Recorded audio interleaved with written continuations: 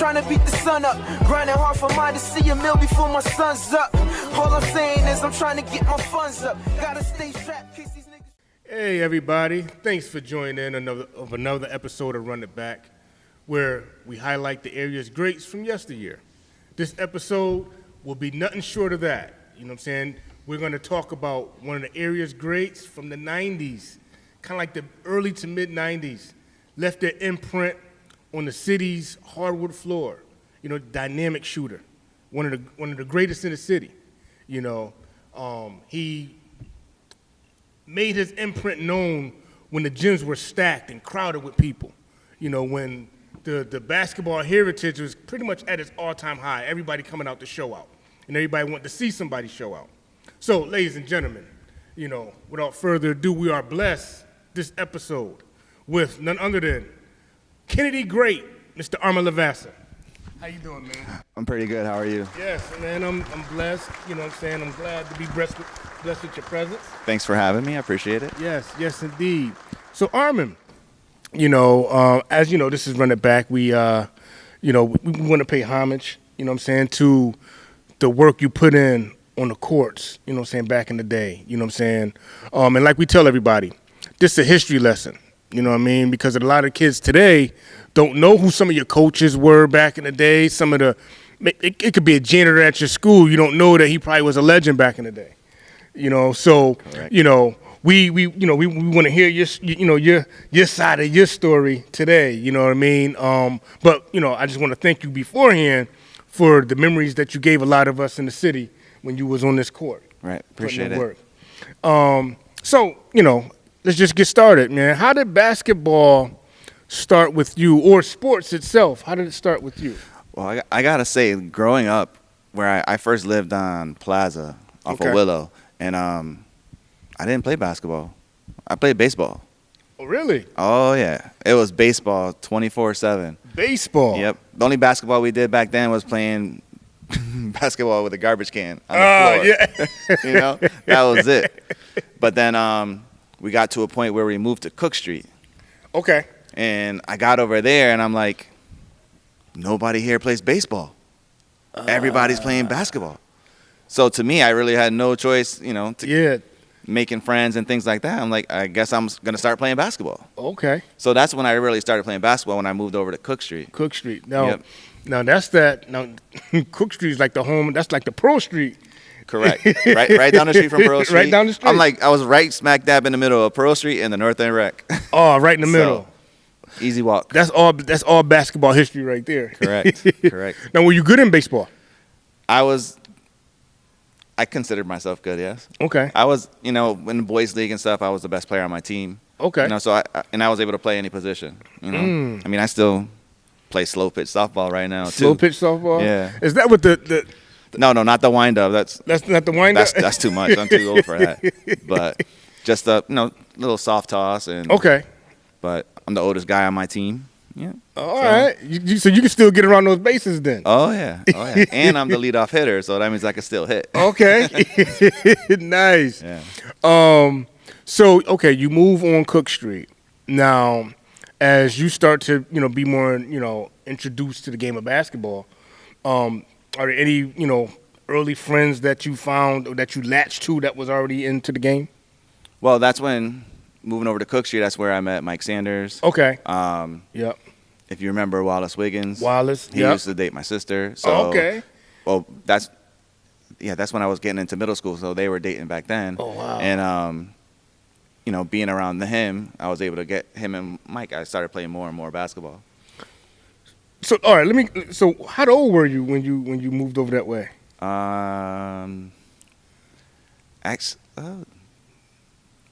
Sixth grade, so I had to be middle 13. school. Yeah, I was young. Oh, man. You was young, but considered to some of the people that we've had up here, that's kind of... Correct. For the time when starting to play basketball, I started late. Okay. I consider it starting late. So before that, it was all pretty much baseball? All baseball. Mm-hmm. Wow. Yep. But you had some good, some good ballers to kind of like pick the game from, Mike and Wallace. Oh, yeah. And, playing against them, there was always competition. And I went to Westside. Westside, I mean, sixth grade year, I wouldn't even see the floor with Wallace, Derek Gray, BJ Neely. There's no way I was touching the floor with those guys up there. So, oh man. Oh, so now did you try out for the basketball team? Did you make the? So, 7th grade I did. Okay. I didn't play 6th grade. 6th grade, that's when I started playing in like the North End Rec had a league, so I started playing down there. Okay. So that's when I really got introduced to the game. Nice. And we played at the Q. At the Q. The little Q gym. Yeah. Man. So, all right. So you got 6th, 7th grade. How's your 8th grade squad at Westside? We were actually pretty good. Me, Sean Bazemore. Okay. So we had a decent squad, and we played well. Okay. I mean, I wish Sean would have came to school with me instead of going to Sacred Heart, but it is what it is. You got to do what you got to do. He was a monster on the boards, too. Oh, yes. He was a monster on the board. And he could jump out the gym. Correct. So that's why I was like, if he could have stayed with me, it would have definitely helped us out. Right. So what are some of the things you're doing in the summer, though, in between 6th, 7th, and 8th grade to kind of like help you better with your game? Well, I was still playing a little bit of baseball. Okay. So, because I still played baseball for West Side, and I played summer league baseball. But once I started getting into basketball, I mean, Mike had a hoop in his yard. We'd go play there. In early mornings, we're going up to the Fulton Park. Okay. Getting up some shots. Sometimes I'm by myself. Sometimes I'm with other people. Yeah. But it's like, you're learning and evolving. And Mike showed me Pistol Pete's shooting video, because that's where I got a lot of my form technique from, was Pistol Pete's form video. Get up! I gotta write that down. Pistol Pete shooting video. Yeah, so that's where I really learned, talking about my open window and how to hold the ball in your hand, and things like that. And then you sit at home and then perfect it. And you lay in the bed. I'm trying to shoot the ball up to the ceiling. Yeah. Making sure it doesn't hit the ceiling. Working on that touch a little bit. Yep, hitting it in the same spot in the ceiling. Yeah. Yep. It's funny you say that, because, one of the things that I was able to, Mike is a couple years older than me, but, in church, he's like, yo, Wash, man, you got to get you some strength shoes. You get you some strength shoes, you'll be able to dunk. I had a pair. When I turned 16, I got me a pair of strength shoes. Yep. And they did increase the hops. For sure. But Mike had a lot of those tools, you know what I'm saying, that he can, if you was close with him, he'll give it to you. Yep. Do this, do that, and just, the strength shoes and with the video for you. You know what I mean? And these are things that, you can take with you, and that'll carry your game a long way if you know how to, watch the video and pretty much practice. Correct. You know what I mean? Yeah, and then we would be in the streets. You see us running in the streets with stretch shoes on, and sometimes it's late at night while other people are, playing video games or something like that. Yeah. We're just looking for ways to improve. Wow. And you guys are what? No more than what? 15, 14, 15, maybe 16? About 15, yeah. About 15. Yeah. And, now did you have like a personal trainer at the time? Personal, no. But we all had Darius. Everybody had everybody. Pretty much all the kids at some point had to go through Darius at the rec. You know what I'm saying? Shout out to Darius Butler, man. For real, great guy. Yeah, he was a. Oh man, he did a lot for me. Yeah, did a lot for me. So nice. So this the extra work that you guys are doing though, the running up and down the street with the strength shoes, that takes a certain type of dedication. And it wasn't like no one's forcing you to do it. Right. This is like, no, I want to get better. I want to. Right. I want to do this. And I also wanted to dunk the ball. To dunk. That's the motivating factor. That was motivating right there. Put that ball, go upstairs on them. Yeah, because back then the girls wanted to see that. They wanted to see that. That's the showstopper right there. But you figure you putting in those countless hours doing the little things. Correct. I tell some of the kids now, like you said, you could have been playing a video game. You could have probably been skating or doing stuff that kids of your era at that time was doing for fun, right? And one of the things I tell my son, and some of the other kids around his age that's engaging in sports, success, or to be great at a certain sport or anything you're trying to do, a lot of times it can lead to make more of a boring lifestyle because you're entrenched in that activity. Like you're entrenched in training. You're doing the little things when you can be playing, Not saying you don't play the video games, but it's really at a minimum because basketball first. Training, getting better over here is number one. Correct. You do that other stuff after. Right, after you put in the work that you needed to do. You know what I mean? Agreed. So now, do you feel like your 8th grade year at Westside was an impactful year in terms of starting to put it together? I think so, because that's where I think that's when I actually learned that I was actually pretty good at it.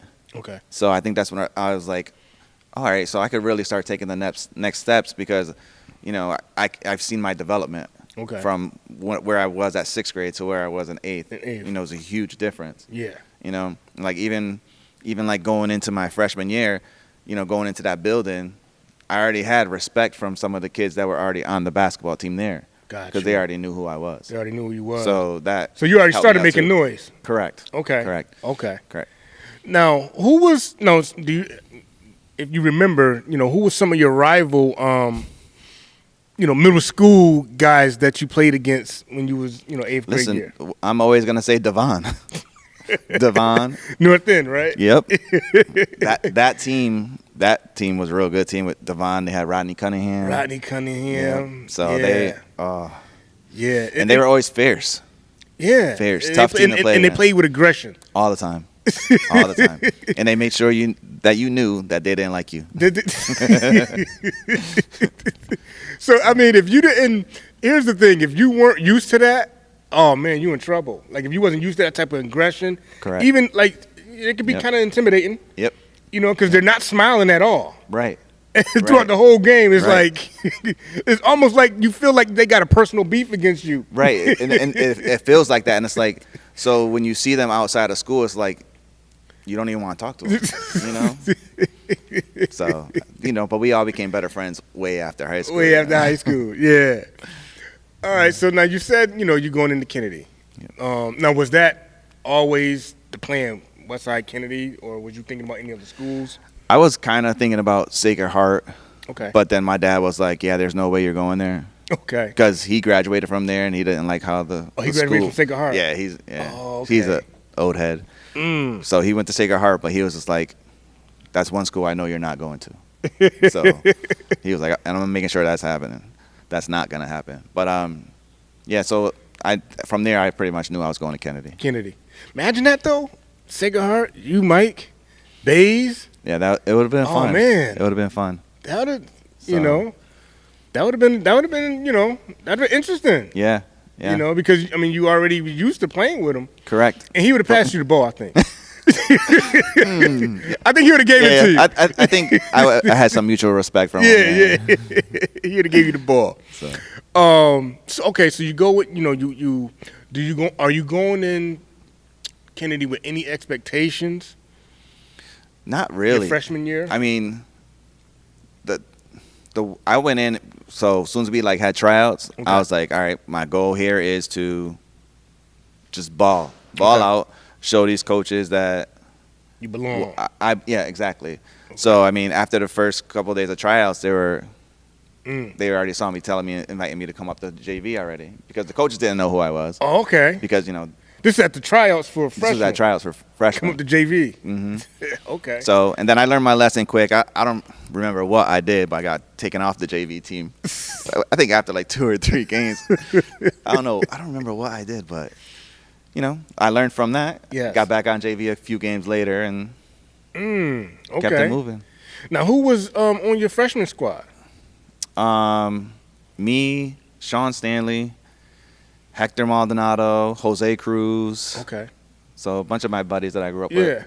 Yeah. And you know, that kind of kept playing with you too. Correct.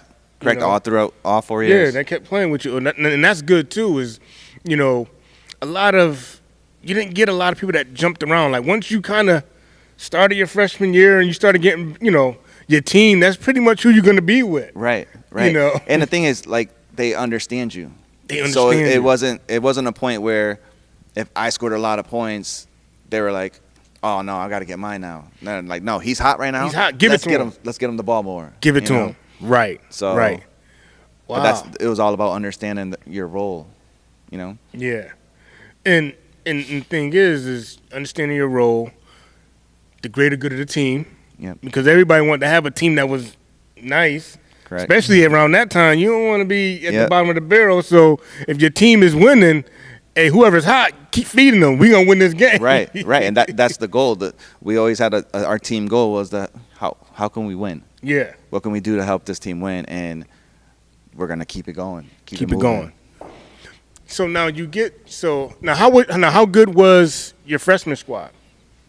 Man, well, you figure I don't think we beat Wilby that year, and I don't think Harold played freshman at Holy Cross that year either, so that kind of helped.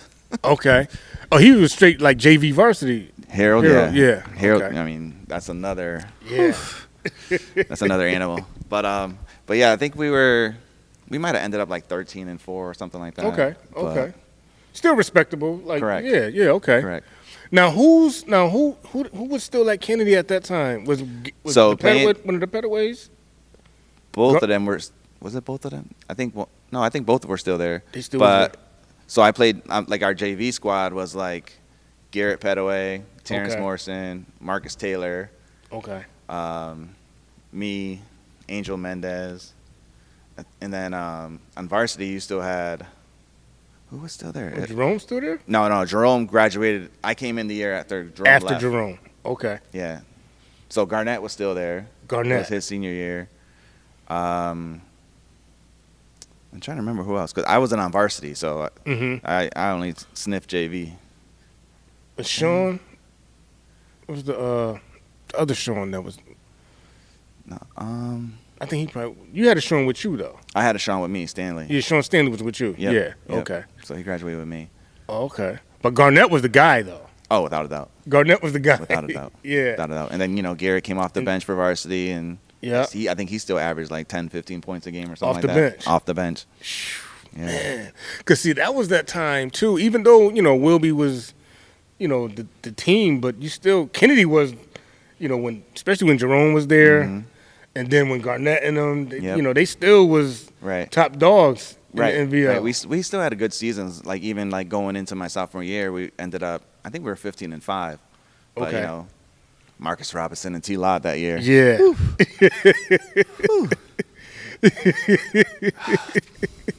I still look at Marcus Robinson differently. Because I remember one game against them. It was.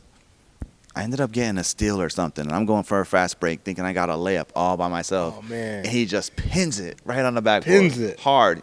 Gym's full of people, let alone full of people. Yeah. And I was like, dang, man, what am I going to do from here? So then it happens again. What you mean? Another steal. Another steal. Or I think this one got passed up to me. I'm coming, but I see Marcus this time. So I'm like, all right, I'm going to try to reverse it. And I end up hitting the bottom of the rim. But, yeah, Marcus scared me. Well, look, here's the thing, too, because Marcus, he played with that intensity. Oh, You know what ferocious. I'm saying? Like, Yes. I don't know if Devon, had that too. Yep. But it just like daggone, did Marcus pass this down to Devon? Because they both played like they're angry. Yeah.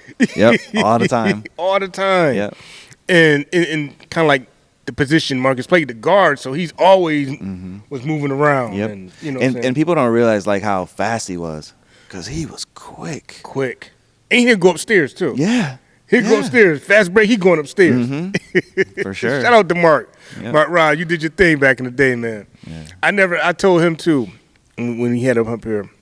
So I remember they was playing Crosby.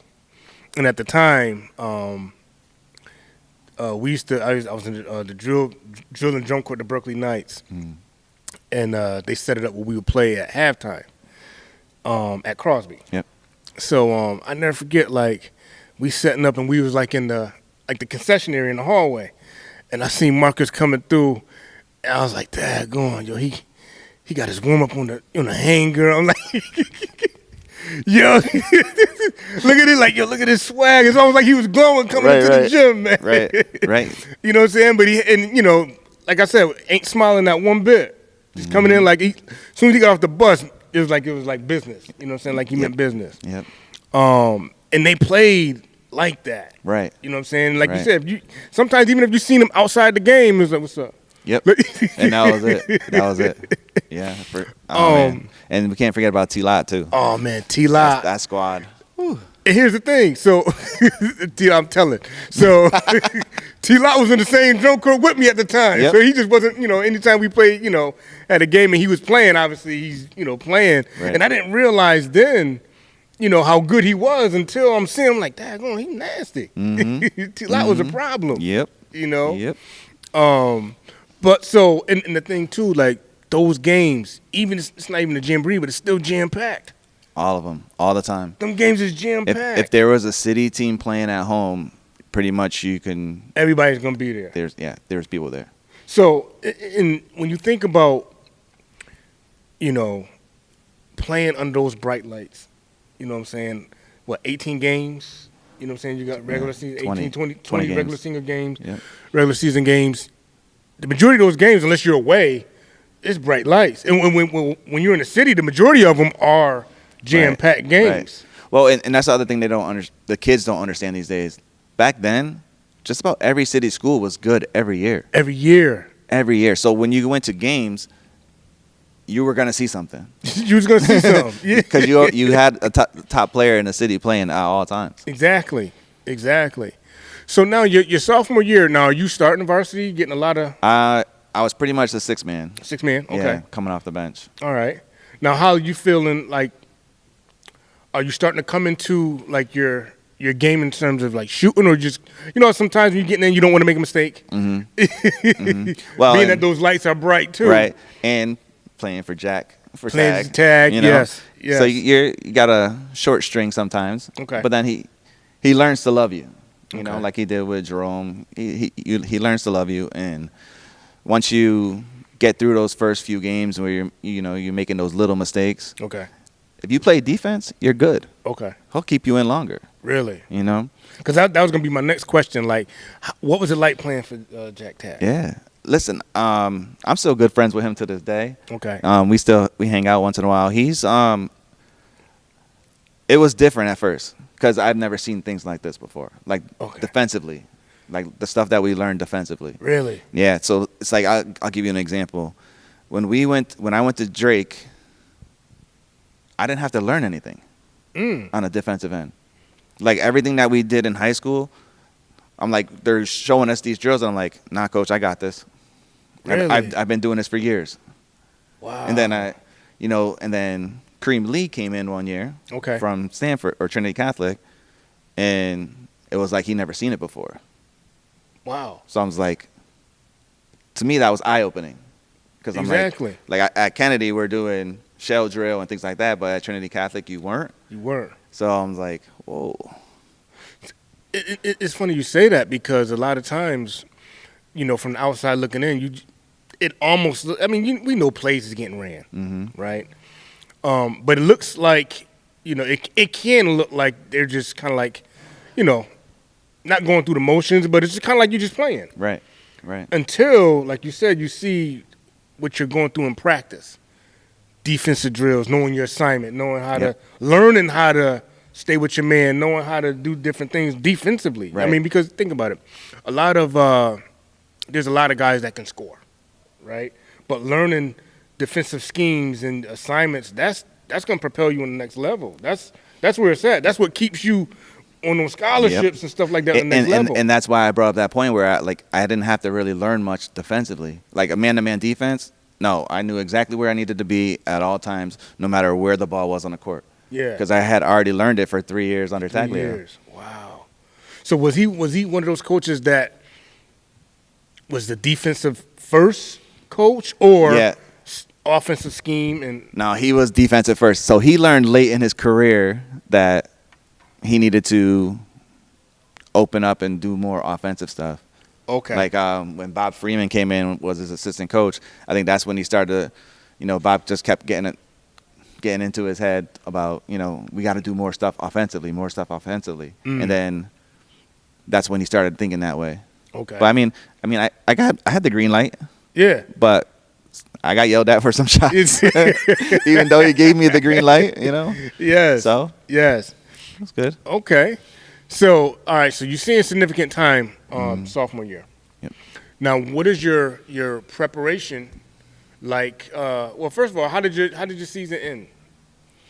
We we were 15-5 in the regular season. Okay. We lost to St. Joe's in the semifinals of the state St. tournament. Joe's? Ooh. Yes, my cousin was coaching. He was coaching there, yes. too. Yes. Wow. Yep. Thanks, Chris. Thanks. Watch. You gotta watch. Yep. But, so because that year, sorry, Marcus and T-Lot, we beat them in the quarterfinals. Oh, y'all beat them? At the Sheehan Center in overtime. Wow, in Bridgeport. Get out of here. Yep. They were number 1 in the state. They was number 1 at that time? Yeah. Garrett hit a half-court shot to tie it to go into overtime. Oh, man. And then we ended up winning in overtime. Wilby had some heartbreaks. Yeah. That was sounded like one of them, for sure. And we all know about the first one. that Wilby Crosby, right. The second half meltdown. That was a heartbreak. You know what I mean? But that one, and that's state tournament play. Correct. That would have put that's them not in even place. NBL. That's state tournament play. Yep. Yep. Because they beat us the 2 times during the regular season. Wow. Because they were, I believe they either went 19-1 or 20-0 that year. I believe. Because going into the state tournament, they were number 1 in the state. They were number 1 in the state. Dang. Yeah. And that style, that Wilby style is, you don't find out until, even with them. So, like I said, on the outside looking in, you're thinking they just running and gunning. Right. But when you hear when you hear like the Wilby players talk about it, like they had to run track. Yep. It's like, oh, okay. It explains. It was a requirement. Why you're able to kind of like get that ball and go nonstop. Because they're ready. Yep. Fourth quarter, they feel like the first quarter. Exactly. And then when you get to the fourth quarter, you think they're going to be going slower. No, they just get quicker. They get quicker. Because we're definitely getting slower because of the pace they're making us play. Yeah. Not realizing, these guys is running track. Before that, you don't think about it because, you think you see them around, but nah, they running track. Right. And it shows, again, like, when you're watching the game, if you're in the audience, you just think they just running and gunning. But no, these guys, it's a system to that. Right. It's like it's a method to their madness. It's a method to their madness, you know. Okay, so so that's a successful year. Correct. Yep. What are your expectations now? Okay, 6-man, sophomore year. Where you think, okay, now who's leaving from that team that you kind of? All of them. All of them. All of them. I think the only one that out of the starters that didn't leave was B.J. Neely. B.J. was the one that's okay. Yep. All right. Garrett left too? Garrett left. Terrence Morrison, Marcus Taylor, Angel Mendez. Yep. 4 out of the 5 starters left. So now your whole freshman squad. And Marlon. Marlon was a freshman that year. He was a freshman. Yep. Man. Wow. So, what was it like seeing him develop? Man, he was from year to year. He just got better and better. He developed his jump shot because at first it was more so in the paint, taking people to the rack. But then he developed his jump shot coming into junior year. I always credit myself to him though. Okay. Because when I look at his stats, you're welcome, Marlon. Right. His junior year, he averaged 27 points a game. Right. But senior year, he only averaged 22. I was like, oh, so I created a lot for him, even though created a lot. I shot a lot. I like to give myself a little bit of credit. Yeah. But yeah. Wow. So you was able to see him grow or coming, more or less, because he's behind you, so you see his development coming. Right. And you guys built a nice tandem too, though. Yeah. So and the thing about it too, like my junior year, his sophomore year, we only won 8 regular season games. We were only 8-12. Because we both were starting varsity, but we've never started varsity before. Like I had a little bit of experience because I was coming off the bench, but and he barely came off the bench freshman year. Okay. So he didn't have a lot. So he was still growing into what he was going to become. Yeah. So, but then we get into that 8-12 season. We make the state tournament. Then we became different animals. Okay. Oh, hold on. What happened in that state tournament? Well, I think we went to go play the 6th seed. Blew them out by like 20 something. The 6th seed. The 6th seed in the state tournament. Then we played I think it was the 9th. Wow, because you guys got to be like, if you just creep in, you just Right. You're supposed to get blown out that first game. Correct. And we went up into their gym, blew them out. I think one of the teams was Newtown, and in their paper they called us a bunch of thugs. Get out of here. I'm like, we were some of the nicest kids, but yeah, in their newspaper they called us thugs. They called y'all thugs? We went into their gym and just blew them out of their gym. Wow. Mm-hmm. We were like, are you kidding me? Man, that's crazy. And then the next game, we played another high seed, blew them out too. Mm-hmm. Wow. Yep. So, and me and Marlon were averaging over 50 a game during the state tournament. We were both averaging in the 20s. Like our games elevated when we got to the state tournament. So, okay, what you think that switch was? Do you think it was that part of like that time of the year where everything kind of like clicked for y'all, or like a comfortability thing came in, or? I think it's a little bit of both, but also our coach understanding, let us go. Let y'all go. Let us play.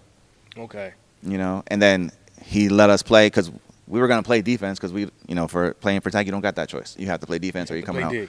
So as long as we did that, he pretty much let us play, we'll do whatever we want offensively. Okay. We still ran his offense. Yeah. But we weren't restricted. Like, oh, no, you got to make 6 passes before you shoot or something. Because he would do that in some games. Oh, really? Mm-hmm. And then, but after that, like, we didn't have those restrictions. We were just able to play offensively. And he probably saw like, oh, I got something. Mm-hmm. Yep.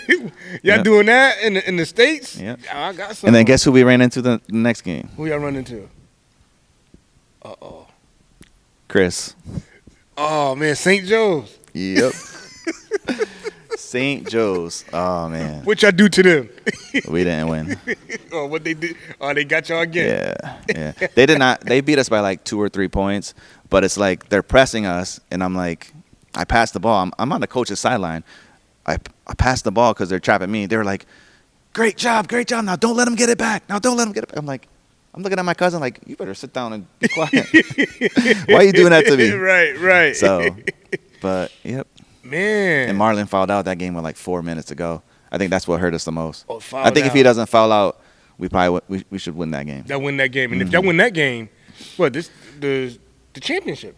It would have been, no, that was quarters. Quarters? Yep. Okay. So then you got the semis after that? Yeah. Y'all went, wow. Yep. But still, to even go that deep, being at 8 games. Correct. Wow. Correct. We it was made some almost noise. a Cinderella story. Right. Really? Right. And I mean, a lot of it had to do with the way we play defense. Okay. You know, a lot of people don't like playing against that kind of defense because we played a very good team-oriented defense. You know, we understood our roles. We got to our spots. We didn't give up easy layups. Mm-hmm. So you had to make your jump shots if you want to be successful against us. Right. Wow. So now that's your junior year. Yep. So the preparation. Now you only won 8 games really in the regular season. Y'all snuck out 2 games in the States. That's huge. You know what I mean? And it's good for our confidence. And that's what I was about to say. You still, even though you lose the last game, but you still went out on a high. Right. Because you weren't even supposed to be that far. Correct. You know what I mean? It's interesting that, I wonder what was the other city teams, how far did they go that year? That was my junior year. Nobody won, right? I don't even know. I would have to look. I would have to check that NVL book that's written. I know it's in there. Okay. But yeah, I don't know if anybody won it the 94. Wait, is that the year Holy Cross won? They won 95. 95. Here, okay. Edmund was a sophomore. Yeah, got you. Okay. Yep. All right, so now, but your junior year, you're taking, more of a scoring load, obviously, from your sophomore year. Yep.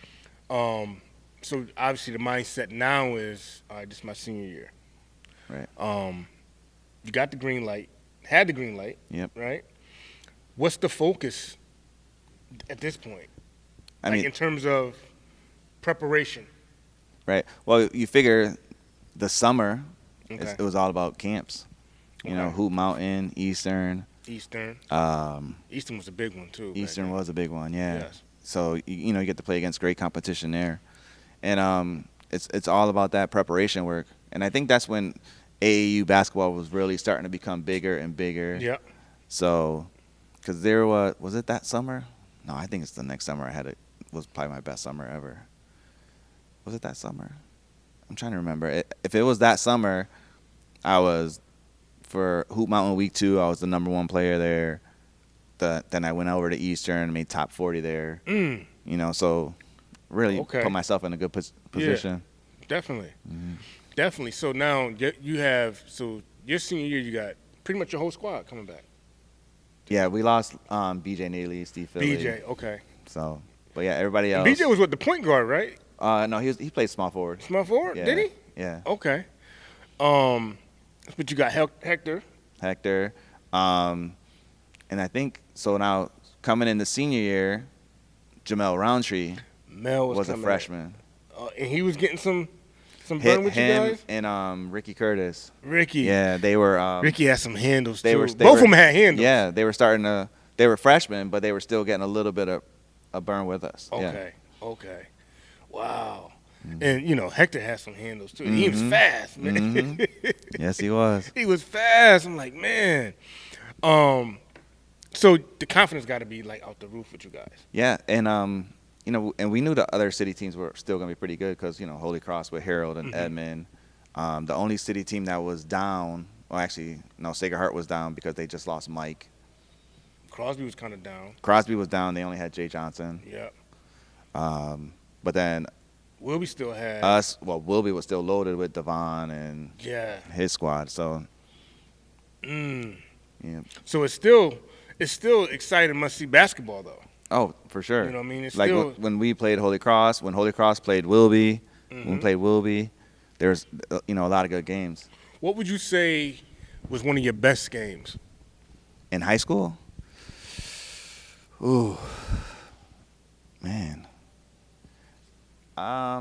So I guess my senior year I played against, we were playing Seymour at home. This was when they first came into the NVL. Okay. Marlon got suspended for the game. For the game? Yeah. Oh, man. So I had the tag was like, all right, you're not playing shooting guard today. You're playing forward. Told you. Yeah. So I had to play in the paint.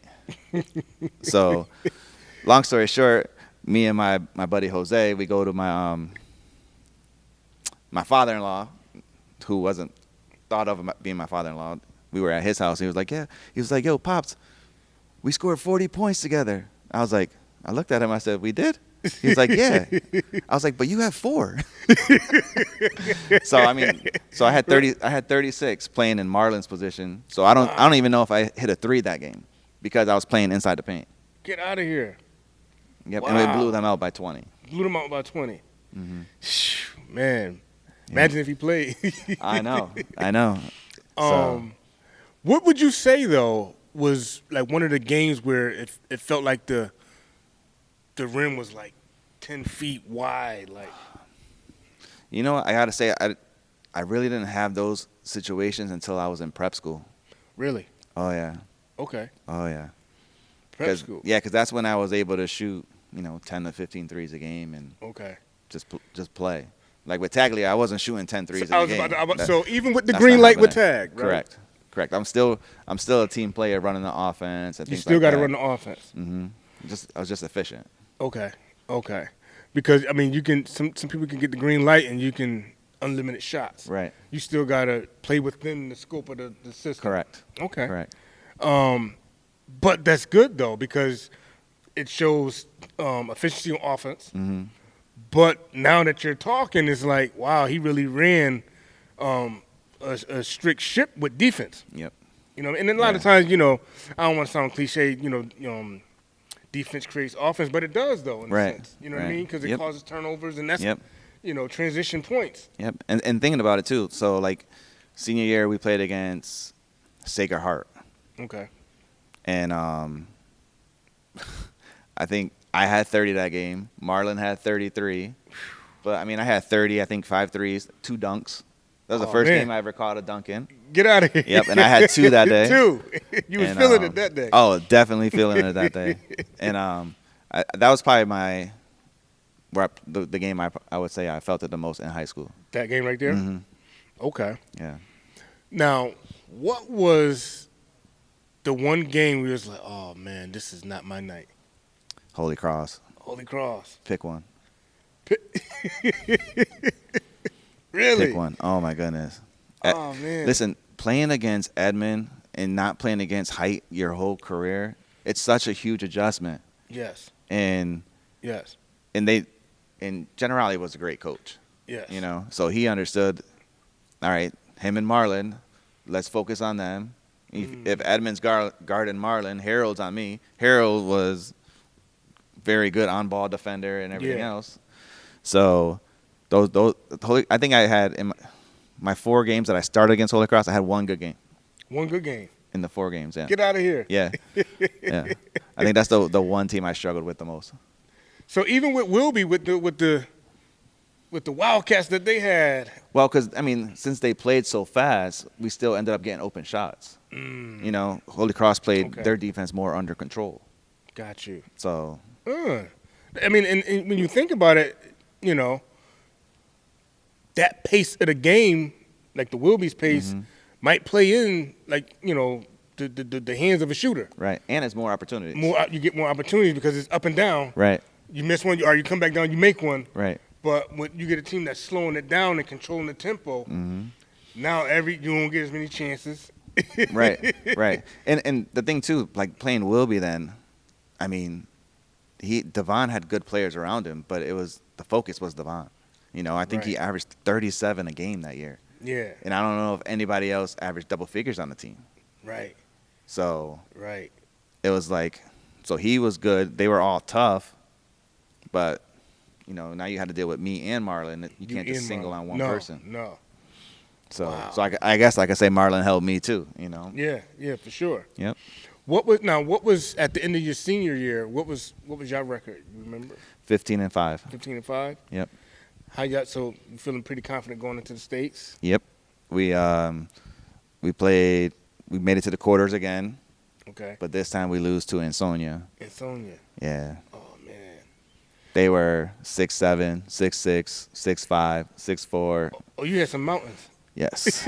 Yes. They won the state championship that year. Yeah, okay. They won the state championship. Wow. So I mean, the fact that they won, that's, you know what I mean? You went up against the best team. Well, and that was a good year for the NVL too, because Ansonia won the state championship, Holy Cross won the state championship. So that's two right. NVL They was in schools. the NVL, Ansonia. So how many times did you have to face them in the regular season? Once. We played them first game of the year. How you guys do? Oh, we beat them. Yeah, beat them. The first game of the year, we got lucky. I'm not gonna say we got lucky, but it was something new for them and new for us. But we were able to overcome my missed free throws and win the game. Yeah, for sure. Now, here's the thing, though. Through it all, you're emerging as one of the, you know, best shooters in the city. You know what I mean? And you're saying that you're still in the system. Yeah, you got the green light, but it's still controlled too. Correct. You know, so you're shooting with a high level of efficiency. You know what I mean? Do you recall the most threes you made in the game? I believe it was 6 for regular high school. Yeah. Wow. Yeah, but like I said, prep school's another level. Another level. Yeah. But you know, you still have the ability. You can still drive by people. You know what I mean? Oh, you yeah. still have other things in the toolbox. And I remember I was watching I forgot where I saw the tape, but I was like driving through the hole, missing dunks. I was trying to dunk it. I wasn't getting it, but it was a try. Yeah. But yeah, it wasn't just that was one thing that I was watching myself, because our Holy Cross game is on YouTube, and I was watching and I was like, wow, I wasn't just shooting 3-pointers. No. In my head, I thought I was. Yeah. But like looking back, watching myself play, I'm like, oh, I wasn't just shooting threes. I was going to the basket and doing other things. I was like, oh, I'm proud of myself. Yeah, I mean, even, you know, when you say 6, you know, 6 is a lot. You know what I'm saying? But to have the skills, that you was pretty much all over the floor. Right. You know what I mean? I think the thing with me was more of not how many I made in a game, but how consistently I made 3 or 4 in a game. Okay. You know? Okay. So, because like I said, I wasn't taking 10 threes a game. So, you know, I made the most of my opportunities. Got you. Now, let me ask you this. Being that you was a shooter, right? Was you a shooter with a conscience? Meaning, if you missed 2, you're like, nah, I ain't going to shoot no more threes. I'm just going to go to the hole. Or Like, did you think about it like that, or Never. you just let it kind of like come? Never. There's no such thing. Okay. I'm making the next one. Making the next one. Okay. Yep. Like Wow. even when I worked out in drills, like the whole focus was never miss 3 in a row. Never missed 3 in a row. Yep. Wow. Yep. So, and I try to stay with that confidence, and I'm gonna shoot no matter what. Gotcha. If I'm open, I'm shooting it. Wow. Even okay. if I had a college basketball game, I went 0 for 10. Mm-hmm. I shot number 11. I made it. You did.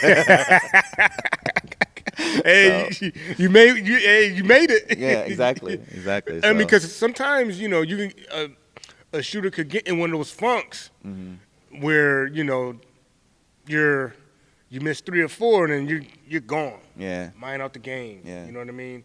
And this, what would you tell someone? Like, say if you coaching someone, one of your players he can shoot. Maybe he is a sharpshooter, and he's not having it tonight. Mm-hmm. Do you do like Pat Riley and tell him to keep shooting, and then you mess around and lose the game? No, well, I Or, talked to like, him. how do you motivate him? Well- Or like, what would you say? There's other aspects to your game. Okay. So use them. Try to get to the foul line. Get your confidence up by seeing the ball go through the hoop. Try to get a layup, getting your confidence up by seeing it go through the hoop. Yes. And then come back to it. Then come back to it. Mm-hmm. Yeah.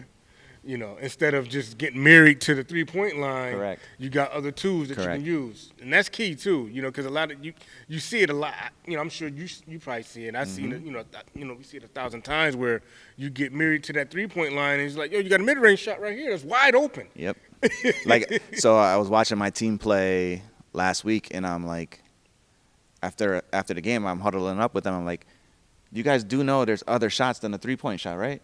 Because 75% of our shots were from 3. From 3. I'm like, what are you guys doing? Right. And most of you aren't good shooters. Like, you think you are, but you're not. You're not. Like, you got to evolve your game and help make our team better. For sure. It's not making us better by you shooting 3s all the time. Right.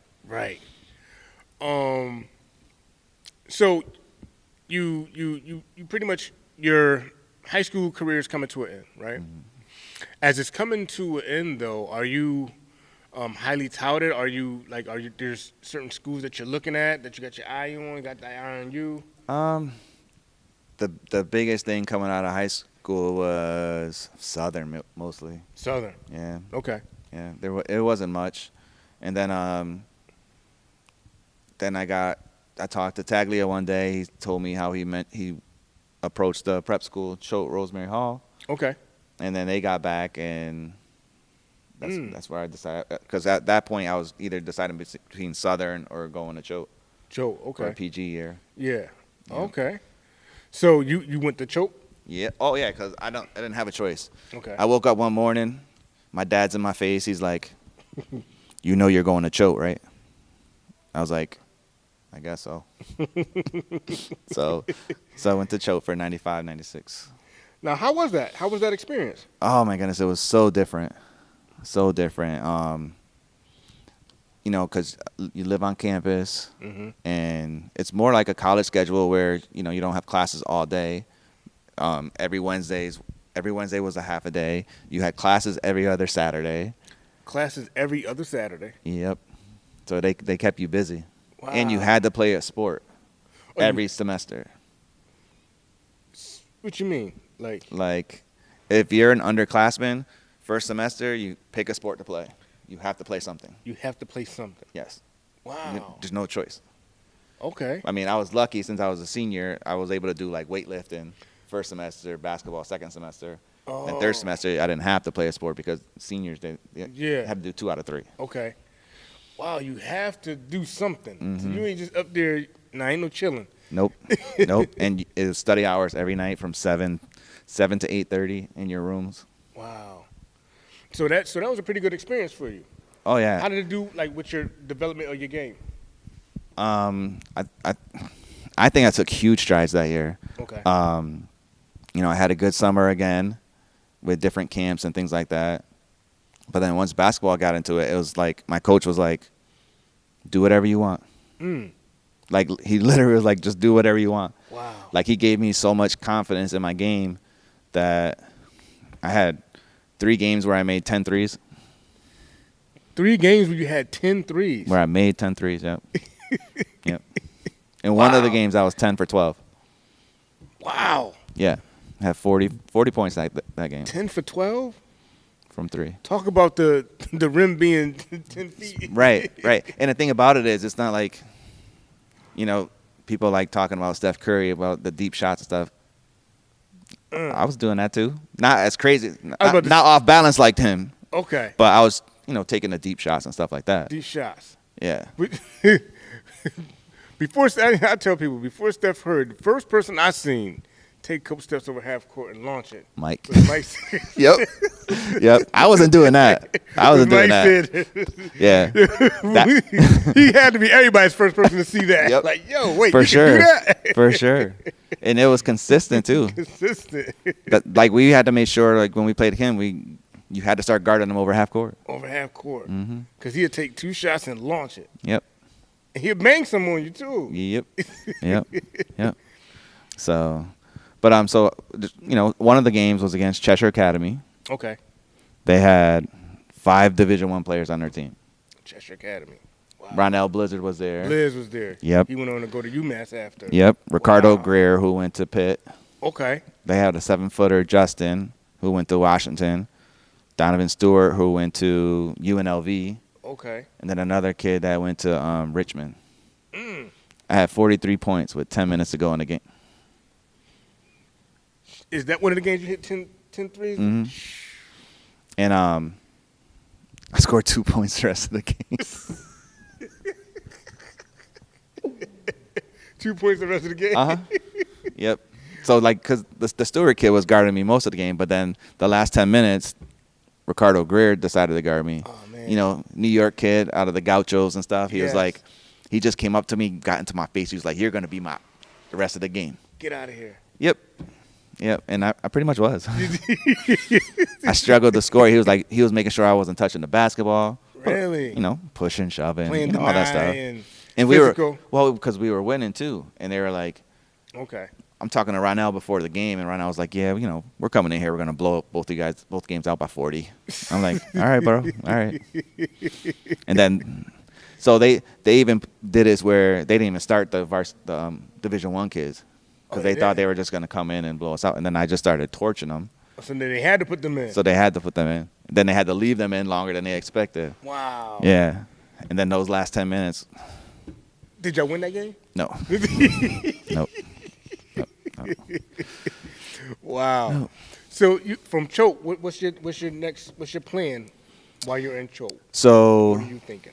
I was thinking UNC Greensboro, Okay. Jacksonville State.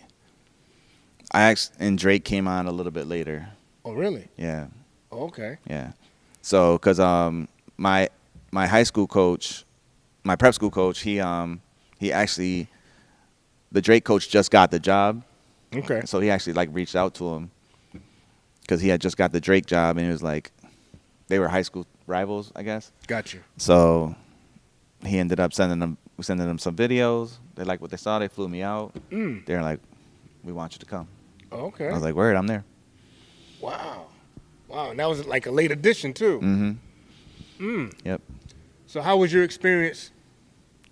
Well, what was your expectations going there? Going to Drake, oh man, I didn't know what to expect. Being at Choate for a year, it gave me a little glimpse of college life. Yep. Living on campus and not having to wake up early to go to early class and things like that. But I felt ready. Okay. But I was like, after the first 2 months, I was like, I gotta come home. I gotta come home. And I did. So we had a long weekend, so I came home for the long weekend. Okay. And then I went back, and I was like, then I was straight. I was good. Okay. I had to get that out of my system. Yeah, you had to get that out your system. Now. Yeah. You was homesick for a second. Yes. Yeah. Yep. And then, what else? The other thing that helped was, my sister drove out. Okay. Her and her boyfriend drove out, early in the basketball season. Yeah. Because, Yeah, you out there. I'm a family person. Okay. I like being around my family, so. Nice. Now, are you seeing a lot of, what's the talent? What type of talent are you surrounded by? We had a good senior on our team. Okay. And another decent junior. The rest were to me, they were just okay. Okay. But at still being a freshman, I had to find my way to fit in. And find your way. Because these are guys that's already been around. Correct. You know what I mean? And don't know much of anything about my game. Got you. So you start working out, you start playing, and you start letting them. You make your mark. Yeah, you make your mark. So do your early defensive knowledge and schemes and stuff like that, do that show up at that level too? Without a doubt. Okay. I didn't have much to learn. Walking in when they're doing shell drill and things like that, I was like, I thought I was gonna learn something new. Yeah. And there wasn't anything they showed me new defensively that I didn't already learn from tag. So you fit right on in. Right in. Wow. Yep. And I think that also gave the coaches more confidence because, like, the only game I didn't play my freshman year was the first game of the season. Really? Yeah. He pulled me to go put me in, and then he was like, "Go sit down." I was like, "Oh man!" And that would have been against Chauncey Billups. That was his senior year. Ooh. Against Colorado. Man. Yep. But I didn't get in that game. You didn't get in that game? Nope. But that was the only game I didn't play my freshman year. Okay. So now, how would you say the remainder of that season went for you? Well, we were terrible. We won 2 games the whole season. Okay. But for me, I got to a point where I started 8 games. You started 8? Yeah. So I earned my way up there, and by the end of the season, I was playing over 20 minutes a game. Okay. So I made a lasting impression on the coaches. Yes, definitely. Now, a lot of times too, what can weigh in on the kids' confidence sometimes, or even development, is when you go to a system, and then like coaches, get new jobs and stuff like that, and gotta leave. And did you ever have to deal with any of that at that level? No, I had the same coach all 4 years. Oh man, so yeah. you made out. Yeah. But here's the kicker: freshman year. Okay. Guess what position I played? Oh man, they didn't throw you down in the box. No. I was running the point. Oh, they had you the point? I was running point guard. Wow. Yep. Well, so in high school you never ran the point. No, he wouldn't let me. That was all Hector. All Hector. I did a little bit my junior year though, because Hector didn't start junior year, so I played some point then. Okay. But when I played on other teams and leagues and stuff, I don't mind running the point. Yeah. So he had me running point freshman year. Freshman year, ran the point. And were you confident running on that level now? By that time, yeah. Okay. Yeah. Okay. Because most of the time, when he brought me into the games, he always brought me in at the 1. He never brought me in at the 2 because our best player was the 2. Got you. Okay. Now, did you have statistically wise, did you have a solid season? Not really. I think I averaged like 4 points a game, 2 assists. Mm-hmm. Yeah. But it wasn't nothing. Yeah. Glaring that stuck out. But but here's the thing: you're growing on that level. You know what I mean? Right. And obviously, you're a freshman, so you still got to grow. You still got to get into the system and everything like that. Now, however, when that season's over, how do you change your mind frame, even with training, to prepare for the next season? Well, the next season, my roommate, I knew who was sitting out the year, is going to be the point guard. Okay. So I'm going back to being the 2 spot. The 2 spot. Yeah. So and the backup point guard. So I ran the 2, and whenever he came out, I was the backup point guard.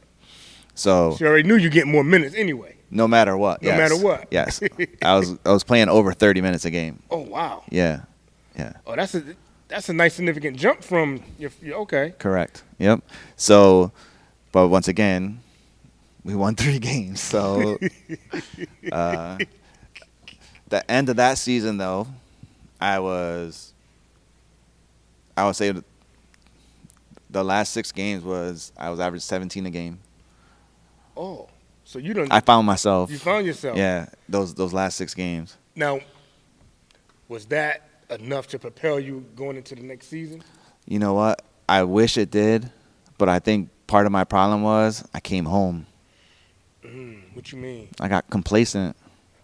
Didn't work as much on my game and stuff like that. Hung out more instead of just like focus on how can I make my game better. Got you. you know. Okay. like I think if I was growing up now, the stuff that's around for ballers over the summer is so much more. Like I played in the pro-am back then. That's when they had it down in New London back then. Okay. But that was once a week. There were no other really leagues to go play in, and a lot of guys are like Darius is gone for the summer for going to basketball camps and stuff like that. We didn't have all these other AAU coaches and things like that to, hey, let's work out. Let's go do this. Let's go do that. Right. So I kind of wish that I stayed at school and found a different way that way. Working up that way I don't have the extra distractions. Got you. Yep. So how much? Well, so your junior year now. Yep. Still got the 30 minutes. Yep. Do you feel like your shot is not as sharp, or it just didn't get better? You know what? I thought my shot was sharp. Okay. I really did. And then I look back, like I was actually watching one of my games 2 days ago, and I was like, wow, my shot is so ugly. Oh, man. I was like, now I understood. It was so crazy because one year I came home for Christmas, and Garrett was like, Petaway, what's wrong with your shot? Why are you shooting like that? I'm like, huh? What are you talking about? He's like, your shot is busted right now. And I was like, how does he notice that? But the coaches that I've been playing for don't even see that. They don't see it. Yeah, but he's seen me since freshman year, or whatever. Right. But he was like, yeah, your shot is off. And then I watched the video and I'm like, wow. It was off. Wow. Yeah. The sad part is like, I think I became such a better shooter after college. After college. Wow. I think I really found my stroke after college. Okay. Which was pretty sad for me. Well, I mean, would it helped you along the way though? So it didn't abandon you now. Yeah. Well, but I think it could have put me in a different situation. Okay. At least to go overseas or something like that, because like my sophomore year I shot 40% from three. Sophomore year? Yeah, which is good.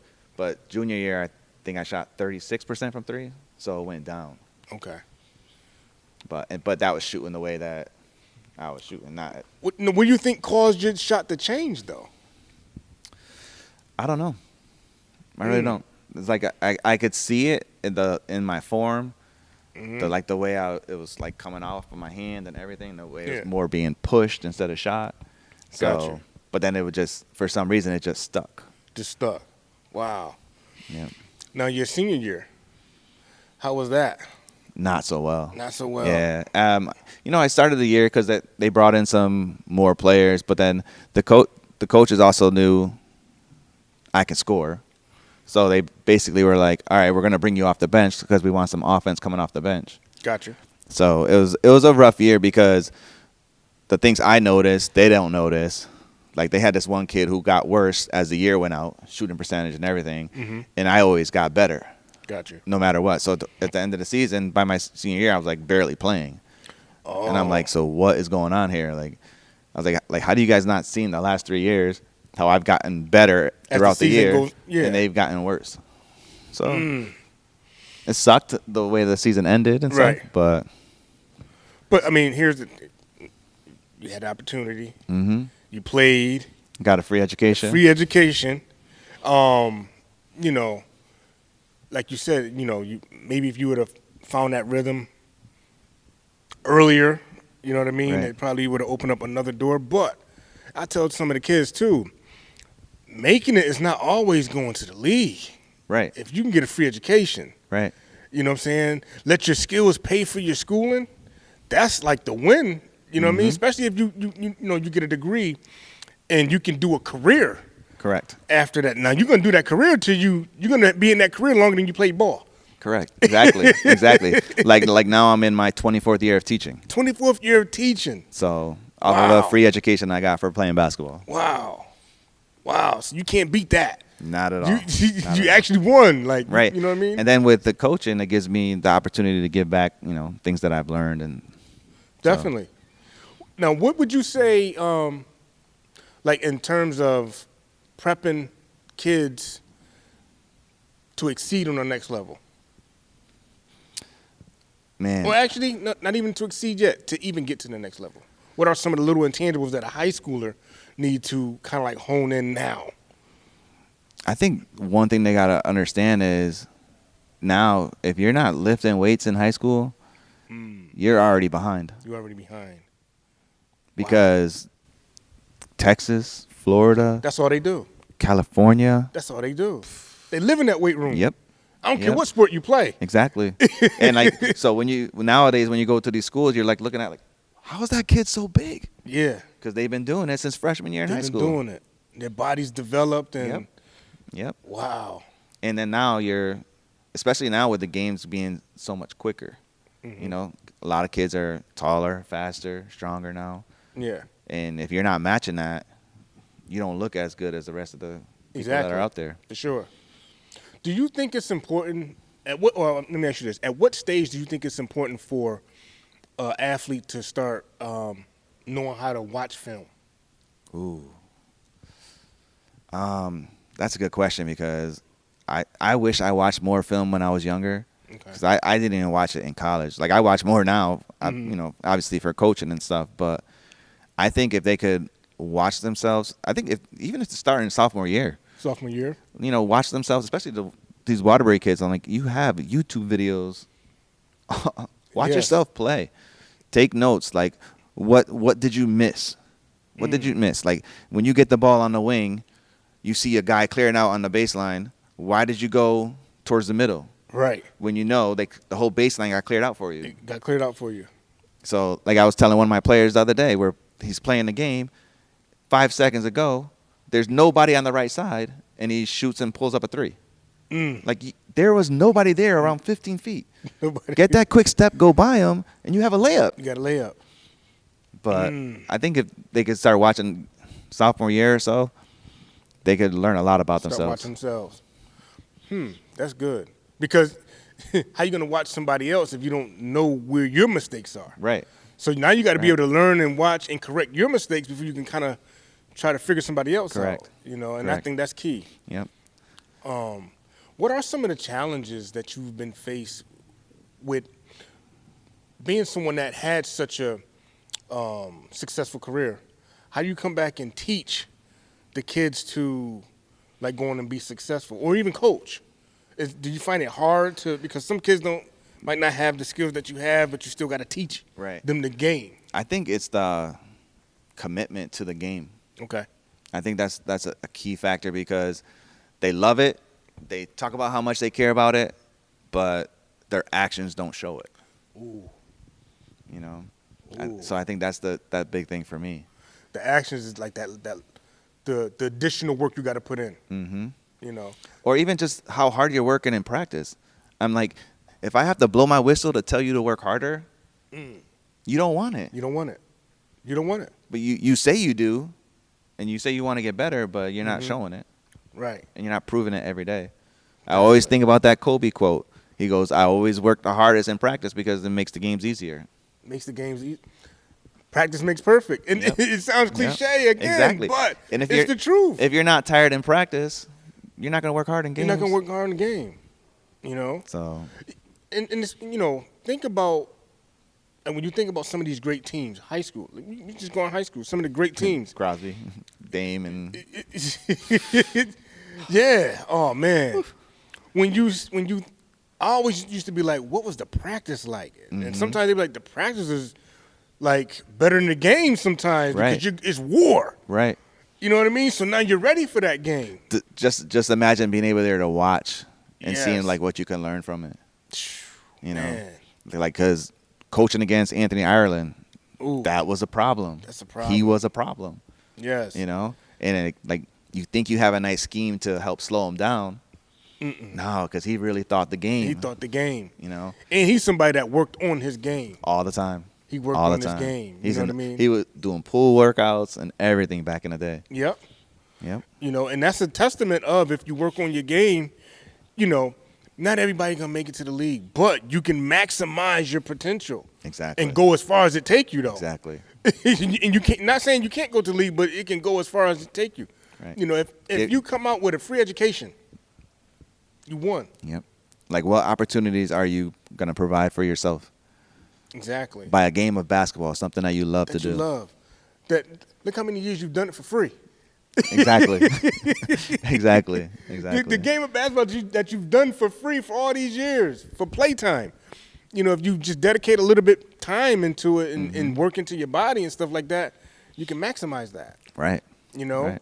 How do you see the climate of, let's just say, because we in Waterbury, like the area's talent pool being prepared for the next level?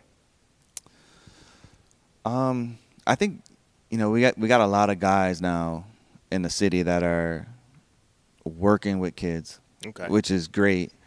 I think that, like Dame started his own program, Jordan Craig started a program, Devon has his program. Yep. And I'm just glad that more kids have the opportunity to play at a higher level for a whole year instead of just maybe over the summer or just during the basketball season and things like that. But they just the kids have to commit themselves. Yes. They don't understand what the little things, if I'm working out for basketball doesn't mean I'm just doing stuff for basketball. Like we said, weight training. Weights. Yep. Track workouts, speed and agility drills. Absolutely. Those all help your game and help you better on the court. For sure. Definitely. Yeah. So we moving, as we move along, we have a moment of a segment of our show where it's Test Your Recall. Some my notes here. So, moving into the Test Your Recall part.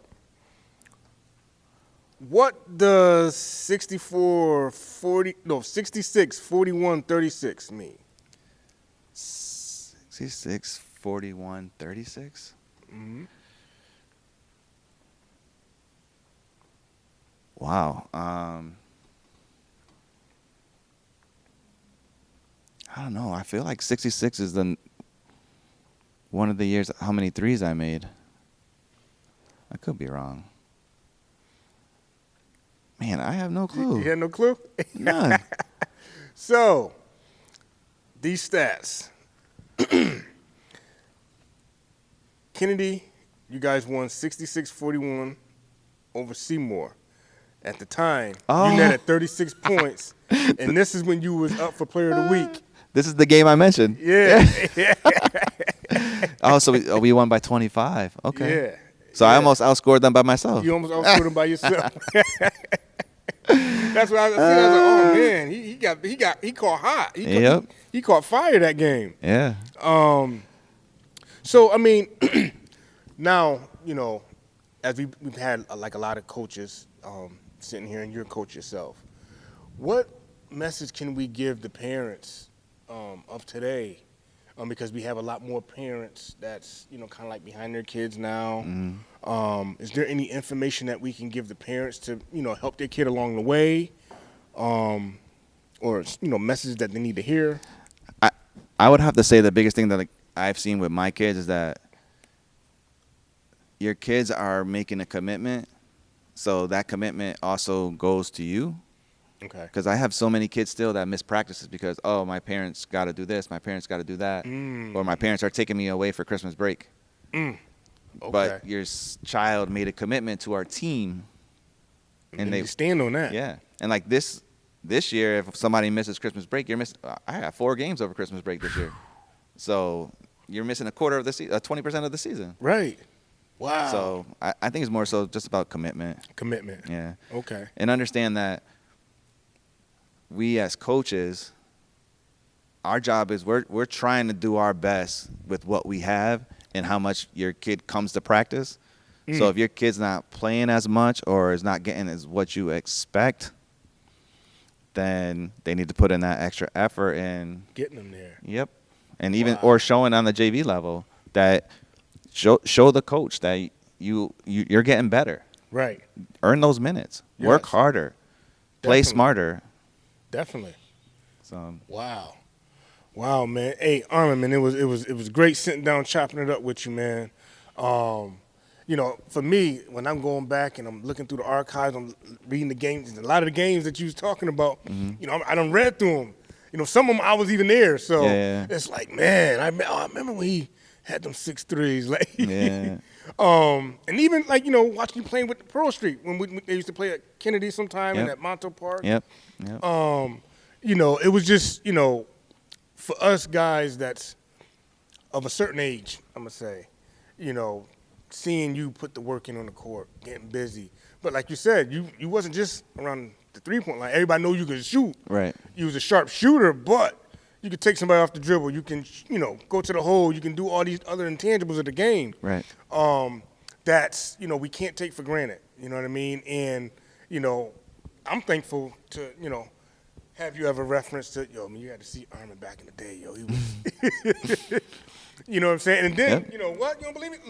Look it up. Like, right. You know what I'm saying? Read the game, because back then they told the story of the game. Yep. Exactly. You know, so read the game. You know, but I thank you for sitting down and, you know what I'm saying, and, you know, what you gave the listeners, the kids. You know, come on, study your craft. You know what I'm saying? The parents, the coaches, you know, friends, we can't go out there for you. You have to be the one to put the work in. We can tell you what to do, but you still got to go out there and do it. Right. You know, so for the kids, you know what I'm saying, you've heard it from a legend, a Waterbury legend at that. You know, work on your game. Work on not just shooting them shots, but push-ups, running, agility, you know what I'm saying, get in that weight room. Eat right. You know, a lot of us eat junk food. Eat right. You know what I'm saying? Health is wealth. Eat right. You know what I'm saying? Take care of your bodies. You'll be surprised how far it takes you. You know what I'm saying? And to the parents, you got to be committed. You know, I know a lot of you guys are doing a great job, but, you know, when your kids, you know, commit to a sport, get them there. Make sure they follow the commitment. Right. You know what I mean? Right. You know, it shows them responsibility as the kid. Like, you know, I can't just quit, or I can't just go over here. I committed to this. Exactly. You know. Exactly. But man, I thank you, man. Appreciate it. Thanks for tuning in, chopping it up, giving our listeners some gems. Not a problem. And you know, I'm Eric LeWan from Run It Back. But before we close out, we gotta give you a token of our appreciation. So we want to bless you with a jersey. Okay. Oh, nice. Yes, man. That's a Waterbury legend right there.